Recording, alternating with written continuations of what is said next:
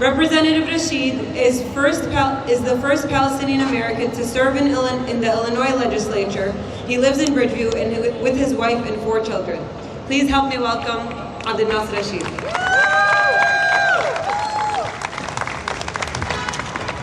All right, Assalamu alaikum. Good afternoon, everyone. Thank you so much for coming here. Thank you to AMP and all the organizations for organizing this important event.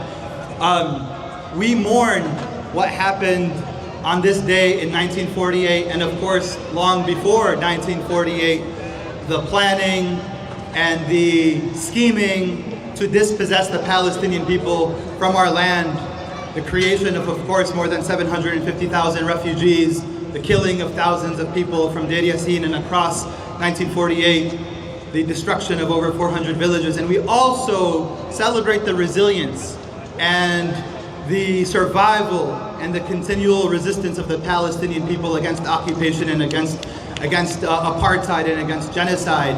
So thank you to all of you for uplifting not only the history but also our continued struggle as the Nakba continues, as we know. Now the Nakba, the story of the Nakba, we know it. We've known it for decades. We've known it long before 1948, of course, what was happening. But the world did not know it. The world did not know it.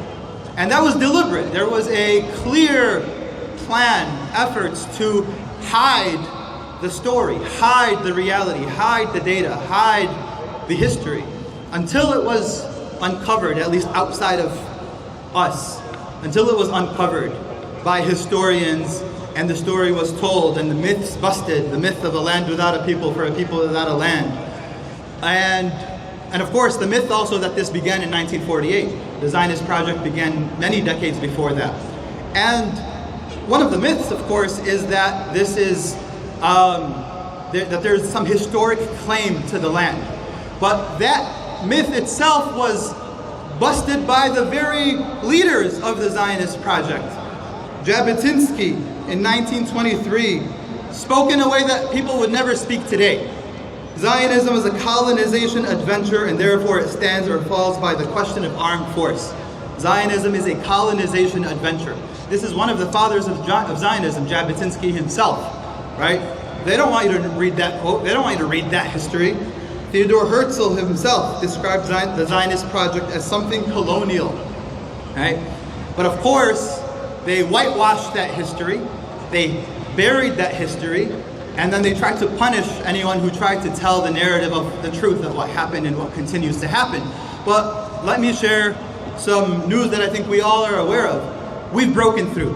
We've broken through. Now the people of Palestine, the people in Gaza in particular, have paid the price. Have paid the price for our continued struggle for liberation and for a struggle that will succeed, inshallah, in liberating Palestine. But I want us to be optimistic at the same time as we mourn and rightfully feel angry and devastated by the ongoing genocide, by apartheid, by the settler terrorism that's happening in the West Bank. We also should know that we are on the cusp. I can speak from the political perspective. There is seismic change that's happening at the federal level, at the state level, at the local level, and it's because we are organizing and we are going to continue the fight. And we have to understand that the narrative breaking through has significant policy and political consequences. Narratives matter. Our stories matter. The truth of the Nakba matters.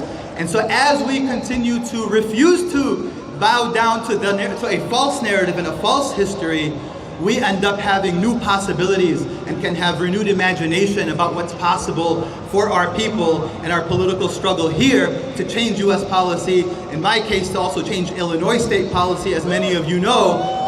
I know I just had my bio read and they described some of my priorities. One of my top priorities is repealing our state's shameful anti-boycott law that punishes companies for boycotting Israel.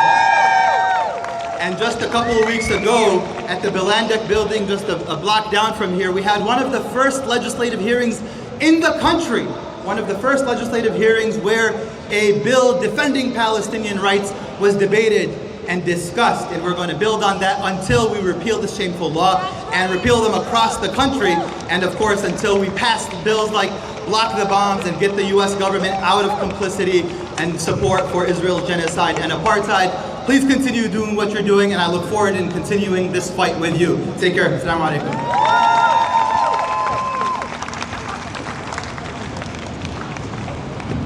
Thank you so much. AMP is actually working hand in hand with Representative Abdel Nasser Rashid to repeal this anti-BDS bill, but we need everyone here's help. Our organizations, our representatives cannot do this work alone. We need the masses. We need everyone here. If you're able to take off of work, or if you are free on May 20th, we will be having a protest in Springfield, Illinois on May 20th at 10 a.m. And we'll be sending buses from Chicago and from Bridgeview. So if you are able to join, bring the masses to Springfield. And if we're here to raise the flag in Chicago, I think that we can make our voices heard in Springfield where it really matters. For updates and for any information on the buses or anything about that protest, please follow along on AMP's social media, and you can find everything there.